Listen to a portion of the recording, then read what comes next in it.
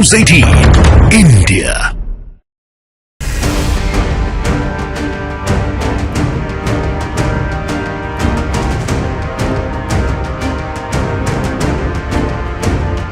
Honourable prime minister Shri Modi को धन्यवाद करना चाहेंगे कि उनके पर्सनल इंटरवेंशन से ये पॉसिबल हुआ।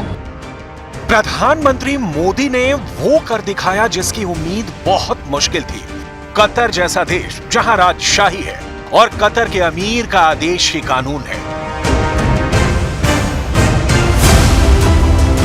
वहां फांसी के फंदे से निकालकर देश के पूर्व नौसेना अफसरों को भारत वापस लाना अभूतपूर्व कामयाबी है।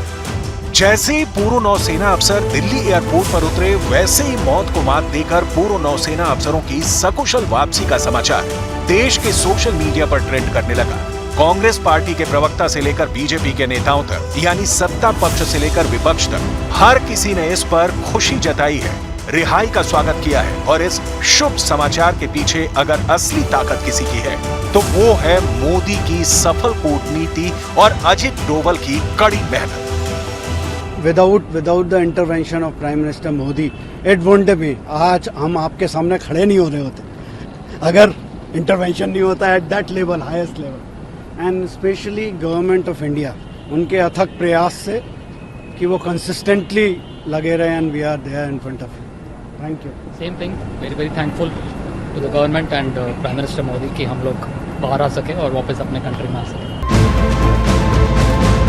लेकिन सवाल ये उठता है कि आखिर ये रिहाई हुई कैसे? आखिर कतर के अमीर को भारत कैसे मना पाया? आखिर एक मुलाकात के बाद कैसे कतर के अंदर पासा पलट गया? ये पूरा घटनाक्रम बहुत दिलचस्प है, जिसमें भारत की कूटनीतिक विजय की खुशबू छिपी हुई है। पूरा घटनाक्रम हम आपको विस्तार से बताने वाले हैं। पहले सुनिए उन पूर्व नौसेना अफसरों का बयान जिनको भारत की कूटनीति ने नया जीवन दान दिया है। खुशी हो रही है कि वापस इंडिया पहुंच गए हम सेफ एंड साउंड, और definitely honourable prime minister Shri Modi को धन्यवाद करना चाहेंगे कि उनके पर्सनल इंटरवेंशन से ये पॉसिबल हुआ, और गवर्नमेंट ऑफ कतार के हिज एक्सेलेंसी द अमीर को कि उन्होंने ये होने दिया। एंड बस यही बोलना चाहेंगे। ये तिरंगे की ताकत है और ये कहने में कोई हिचकिचाहट नहीं है। मोदी ले आए मौत के मुंह से निकालकर, मौत के मुंह से निकाल कर आए हैं। मतलब कहते हैं कि झुकती है दुनिया, झुकाने वाला चाहिए, लेकिन इसको झुकना तो नहीं कह सकते हैं, लेकिन ये डिप्लोमेसी का डंका है। सोचिए, मौत की सजा दी गई थी। ये कतर से नए भारत का अभिनंदन है। मैं अभिनंदन शब्द का इस्तेमाल बहुत सोच कर रहा हूं, क्योंकि पाकिस्तान से अभिनंदन की भी घर वापसी हुई थी, और आज कतर से हमारे अपने जिनको मौत की सजा हुई थी उनकी वतन वापसी हुई है। पहले एक बार जरा पूरे मामले की टाइमलाइन पर गौर कीजिए। कतर की इंटेलिजेंस एजेंसी के स्टेट सिक्योरिटी ब्यूरो ने 30 अगस्त 2022 को 8 पूर्व नौसैनिकों को गिरफ्तार किया था। 26 अक्टूबर 2023 को 8 पूर्व नौसेना अफसरों को फांसी की सजा दी गई। 1 दिसंबर को प्रधानमंत्री नरेंद्र मोदी की कतर के अमीर से मुलाकात हुई, और इसके 73 दिनों के बाद ही पूर्व नौसेना अफसरों की रिहाई की खबर आ गई। लेकिन आखिर इन 73 दिनों में हुआ क्या? मोदी के हस्तक्षेप के बाद हालात कैसे बदलते चले गए, ये समझना भी जरूरी है। ये सभी अफसर कतर की नौसेना को ट्रेनिंग देने वाली एक निजी company Dehra global technologies and consultancy में काम करते थे। Dehra global defence service provide करती है। ओमान एयरफोर्स के रिटायर्ड स्क्वाड्रन लीडर खमीस अल अजमी इसके प्रमुख हैं। उन्हें भी 8 भारतीय नागरिकों के साथ गिरफ्तार किया गया था, लेकिन नवंबर में उन्हें छोड़ दिया गया। लेकिन तब 8 भारतीय पूर्व नौसेना अफसरों को नहीं छोड़ा गया था। इनकी पहचान captain Nautej Singh Gill, captain Saurabh Vashisht, commander Purnendu Tiwari, captain Birendra Kumar Verma, commander Sugunakar Pakhala, commander Sanjeev Gupta, commander Amit Nagpal और नाविक रागेश के रूप में की गई थी। इन सभी पर इजराइल के लिए जासूसी करने के आरोप लगने के दावे किए जा रहे थे। हालांकि कतर की तरफ से कभी भी इन आरोपों को सार्वजनिक नहीं किया गया, लेकिन जानकारों की माने तो इन सब पर कतर के सबमरीन प्रोजेक्ट से जुड़ी जानकारियां इजराइल को देने के आरोप लगाए गए थे। इसके बाद COP28 सम्मेलन में दोहा में 1 दिसंबर को प्रधानमंत्री नरेंद्र मोदी ने कतर के अमीर शेख तमीम बिन हमद अल थानी से मुलाकात की और द्विपक्षीय संबंधों को लेकर चर्चा की थी। प्रधानमंत्री मोदी ने एक तस्वीर शेयर करते हुए सोशल मीडिया एक्स पर इस मुलाकात के बाद लिखा था, दुबई में COP28 के इतर कतर के अमीर शेख तमीम बिन हमद से मिलने का अवसर मिला। द्विपक्षीय साझेदारी की संभावना और कतर में भारतीय समुदाय के कल्याण को लेकर हमारी अच्छी बातचीत हुई। 1 दिसंबर 2023 को हुई इस मुलाकात के सिर्फ 48 घंटे के अंदर ही यानी 3 दिसंबर को भारत के काउंसिलर विपुल को सभी भारतीय अफसरों से मुलाकात के लिए काउंसिलर एक्सेस मिल गई थी और इसके बाद दिसंबर के आखिरी हफ्ते में यानी 28 दिसंबर को कतर की अदालत ने फांसी की सजा का फैसला पलट दिया। उस वक्त ये उम्मीद जताई जा रही थी कि फांसी की सजा रद्द होने के बाद अब जल्द ही अच्छी खबर आ सकती है।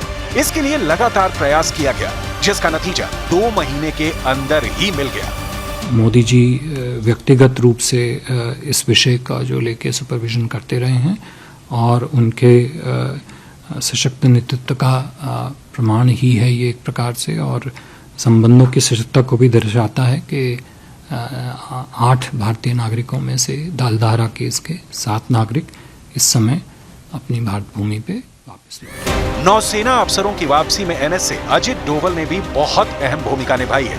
एनएसए डोवल ने कतर की कई यात्राएं की, जिसके बाद अफसरों की रिहाई का रास्ता साफ होता गया। भारतीय विदेश मंत्रालय ने इस फैसले के लिए कतर के अमीर को भी धन्यवाद दिया है। Grateful for their return. We are gratified on their return. We deeply appreciate the decision of the Qataris government and the Amirs to release them. We are happy to have 7 of those Indian nationals back. 8th Indian national has also been released, and we continue to work with the Qatar government to see how quickly his return to India would be possible. विदेश नीति के मोर्चे पर मोदी सरकार की सफलताएं बेजोड़ है। इजराइल से हजारों भारतीयों को सुरक्षित वतन वापसी लाने के लिए ऑपरेशन अजय चलाया, तो रूस यूक्रेन युद्ध के दौरान ऑपरेशन गंगा चलाकर सैकड़ों भारतीयों को खतरे से बाहर निकाला।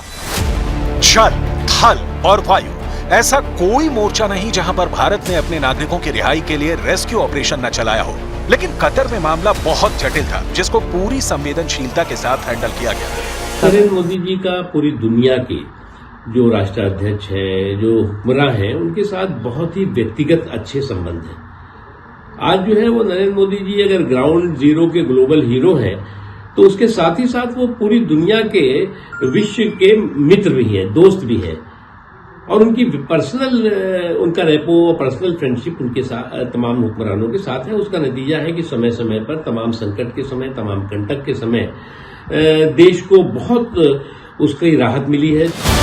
एक तरफ जहां सरकार ने कतर में अंतर्राष्ट्रीय स्तर पर कूटनीतिक रणनीतियों को अंजाम दिया, वहीं दूसरी तरफ घरेलू स्तर पर भी काम किया गया। विदेश मंत्री एस जयशंकर ने मौत की सजा पाए पूर्व नौसैनिकों के परिवारों से मुलाकात की थी और उन्हें आश्वासन दिया था कि सरकार रिहाई को सुरक्षित करने के लिए हर संभव प्रयास करती रहेगी, और ये सारे प्रयास आखिरकार रंग लाए।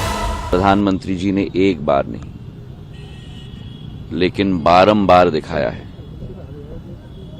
कि उनके कार्यकाल में वे केवल प्रधानमंत्री नहीं हैं, वे प्रधान सेवक हैं, वे प्रधान रक्षक हैं।